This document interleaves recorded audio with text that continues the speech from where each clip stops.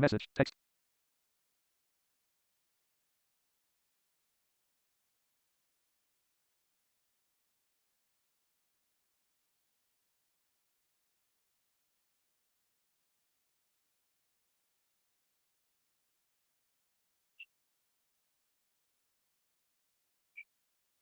Narito ang isang kwento tungkol sa isang masamang lobo at isang araro na nagliligtas sa mga magsasaka.